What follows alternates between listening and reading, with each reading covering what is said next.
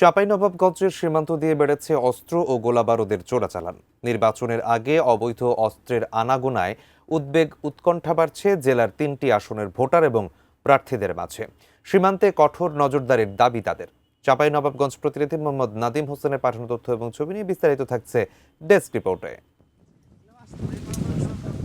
ত্রয়োদশ জাতীয় সংসদ নির্বাচনের দিনক্ষণ যত এগিয়ে আসছে, চাঁপাইনবাবগঞ্জের প্রায় ১৪০ কিলোমিটার সীমান্ত এলাকায় ততই বাড়ছে অবৈধ অস্ত্রের ঝনঝনানি। ভারত থেকে পাচার হয়ে আসা এসব মারণাস্ত্র ছড়িয়ে পড়ছে দেশের বিভিন্ন প্রান্তে। ভোটারদের মাঝেও ছড়িয়ে পড়ছে আশঙ্কা। মানুষ আশঙ্কা প্রকাশ করছে যে তারা হয়তো এই অস্ত্র যদি নির্বাচনে ব্যবহৃত হয় তাহলে আইন শৃঙ্খলা পরিস্থিতির অবনতি হবে। আইন শৃঙ্খলা বাহিনীকে আরও তৎপর হতে হবে এবং ভোটের পূর্বে পরিবেশটাকে সুন্দর করতে হবে।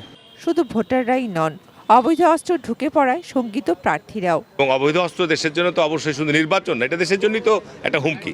সুতরাং এটার ব্যাপারে প্রশাসন কনসার্ন, তারা ব্যবস্থা নিচ্ছে। নির্বাচনের জন্য এটা একটা সংশয় এবং ঝুঁকির কারণ হবে। অতএব স্বাভাবিকভাবে নির্বাচনের আগে যাদের হাতে অবৈধ অস্ত্র আছে সেটা উদ্ধার করতে হবে।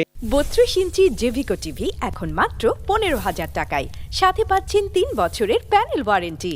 খোদ বিজিবির পরিসংখ্যান, গত ৬ মাসে সীমান্তে অভিযান চালিয়ে ১২টি আগ্নেয়াস্ত্র, ৪১ রাউন্ড গুলি ও ৯.৫ কেজি বিস্ফোরক জব্দ করেছে বিজিবি, যার বড় একটি অংশ আমেরিকান তৈরি অত্যাধুনিক 9mm পিস্তল।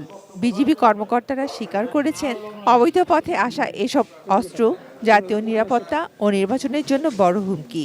সীমান্তে আমাদের নিরাপত্তার যে ডিউটি আমরা সেভাবেই দিচ্ছি এবং এ সংক্রান্ত আমাদের ঊর্ধ্বতন কর্তৃপক্ষ এবং সরকার থেকে নির্দেশনা রয়েছে, সেই অনুযায়ী আমরা দায়িত্ব পালন করছি।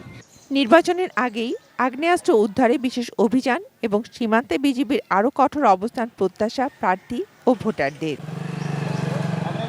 Shakila Aziz, desk report, ATN news.